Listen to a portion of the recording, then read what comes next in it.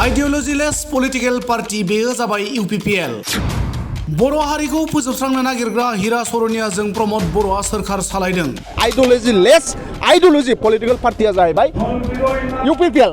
बर' हारिखौ सान हर रायग्रा, बर' हारिखौ फोजोबनो नागिरग्रा हिरा सरनिया, जाय हिरा सरनियाजों दिनै बिटिसिआव सरखार सालायगासिनो दं प्रमद बर'आ। इउपिपिएलआ गावजों गाव दोलोनि आइडियोलजिखौ मानिलायला। इउपिपिएल दोलोआ जेबो एजेन्डा गैया।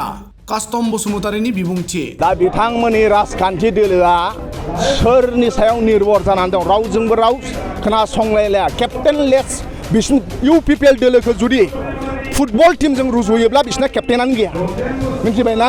मालाबा उमुगा बुङो, मालाबा थुमुगा बुङो। ओंखायनो दा दिनै बिथांमोननि लिडारखौनो रावबो गनायलायला। बिथांमोनहा इस्युनि खोथा रायलाया, बिथांमोनहा डेभेलपमेन्टनि खोथा रायलाया, बिथांमोनाव मोनसेबो एजेन्डा गैया। ओंखायनो बिथांमोनहा नानांथा बाथ्रा बुंबाय थायो, बुंग्राफ्रा बुंबाय थागोन, नाथाय जों खामानि मावगोन। प्रमद बर'खौ एबसुनि प्रेसिडेन्ट थानाय समाव मानसिफ्रा बोजबदोंमोन, मोजां मोनदोंमोन।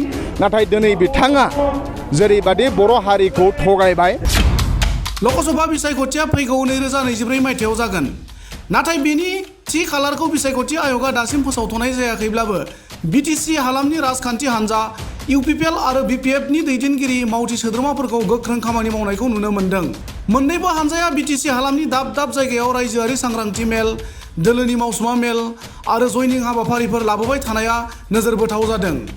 बेबादिनो मंगलबारखालि बाक्सा जिल्लानि सालबारि महकुमानि बेन्दोङाव थानाय कालपानि बाजार खाथिनि सौरागुरि गेलेग्रा फोथाराव मथनगुरि ब्लक आरो सालबारि ब्लक बिपिएफनि बानजायनायाव रायजोआरि जथुम्मा आरो जयनिं हाबाफारियाव बाहागो लानानै लाइमोन बिपिएफ हान्जानि नेहाथारि कास्टम बसुमतारिया खौरांगिरिनि सिगाङाव इउपिपिएलआ गावजों गाव दोलोनि आइडियोलजिखौ मानिलायलिया, बर' हारिखौ फोजोबस्रांनो नागिरग्रा हिरा सरनियाजों प्रमद बर'आ सोरखार सालायदों आरो इउपिपिएल दैदेननाय बिटिसि सोरखारा गोबां मिशन लायो नाथाय मावफुङा होनना गोख्रों रावजों सोंखारिनानै ओरैबादि फोरमायो।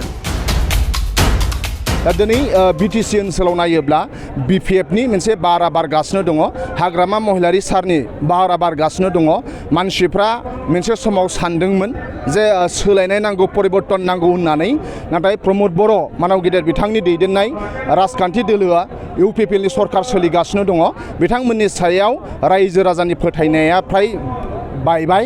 ओंखायनो दिनै हाग्रामा महिलारि सारखौ नांफिनगौ होननानै बिथांमोनहा दिनै जयेन जाफैदों। नोंथाङा आंखौ सोंथि सोंनाय, एबसुनि सासे मावथि हिसाबै बोरै बिपिएफआव जोनोम जाफैखो? दा दिनै मानाव गेदेर हाग्रामा महिलारि सारखौ मोजां मोननानै आं जोनोम जादों।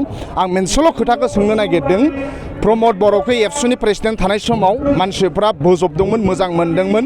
नाथाय दिनै बिथाङा जेरैबादि बर' हारिखौ थगायबाय, आं दिनै सोंथि सोंनो नागिरदों नोंथांमोननि चेनेलनि गेजेरजों, जाय बिटिसिखौ बर'फ्रा रोजा रोजा मुंख्लं जिउ गारनानै बिएलटि आरो एबसुआ एकर्ड खालामबाय, बिटिसि एकर्ड जाबाय, फ्राय 1135 जन सुबुंफ्रा मुंख्लं जानानै बिटिसि मोनदों। बे बिटिसिखौ जेरैखि जाया सिमफायनो नांगौ। बर' हारिखौ सान हर रायग्रा, बर' हारिखौ फोजोबनो नागिरग्रा हिरा सरनिया, जाय हिरा सरनियाजों दिनै बिटिसिआव सरखार सालायगासिनो दं प्रमद बर'आ। दा प्रमद बर'नि आइडियोलजिया मा? बर'फोरा थांनानै थानांगौ, बे बुहुमनि प्रमद बर'आ मोनसे समाव बुंदोंमोन बे हायाव बर' रायजो राजाया थांनानै थानांगौ होननानै। नाथाय जाय बर' हारिखौ फोजोबनो नागिरग्रा, जाय एबसुनि मुंख्लंफोरखौ अपमान होदों, जाय बिएलटिनि मुंख्लंफोरखौ अपमान होदों, जाय बर' रायजो राजाया आन्दोलन खालामनायनि उनाव बिटिसि मोनदों, बे बिटिसिखौ बंग खालामनांगौ होनग्रा दैदेनगिरि दिनै जिएसपिजों बिटिसि सरखार सालायगासिनो दङ। दा प्रमद बर'आ बिनि फिननायखौ जोंनो हो, जे बर' हारिखौ दंस' खालामग्रा जिएसपिजों मानो थाखाय बिथांमोना दिनै सरखार सालायदों? बिथांमोना जिबौजों एम्बुजोंसो जानो नांगौमोन आइडियोलजिया।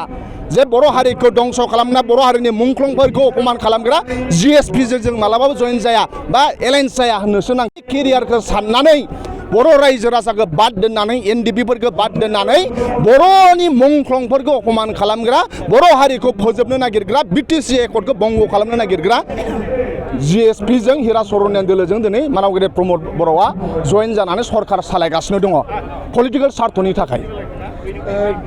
अकल बिथांमोना सालबारियावल' नङा, सारा बिटिसि ओनसोलावनो जेराव जेराव हाग्रामा महिलारि सार थांनानै गोबाव समनिफ्रायनो जोंहा सिडिउल प्रग्राम जायो, बिथांमोना जोंनि खाथियाव थानानै गावस्रा प्रग्राम लाफ्लायो सेल्फ हेल्प ग्रुपफोरखौ लेङो लाइमोनफोरखौ जानाय लोंनाय होनो नागिरो नाथाय बिनिफ्राय जों सांग्रां जानो नांगौ आरो बिथांमोना जोंनि प्रग्रामखौ जेबो फेलार खालामनो हायाखै दिनै सालबारि ओनसोलाव रोजा रोजा सुबुंफोरा UPPL GSP माखासे राजखान्थि दोलोनिफ्राय फैनानै जोंजों जइन जादों मानो होनबा इसोराबो सुबुंखौ मोजां मोनग्रा रैखाथि होग्राजों थायो दा बिथांमोना जास्ट मेगन सानानै बिथांमोना जोंनि मिटिंखौ बंग खालामनो नागिरदोंमोन नाथाय बिथांमोनजों इसोरा गैया रायजो राजा गैया हाग्रामा महिलारिजों इसोर दं रायजोआ दङ दा बिथांमोननि राजखान्थि दोलोआ सोरनि सायाव निर्भर जानानै दं रावजोंबो राव खोनासंलायलाया केप्टेनलेस बिसिनि UPPL दोलोखौ जुदि फुटबल टीमजों रुजुयोब्ला बिसिना केप्टेनानो गैया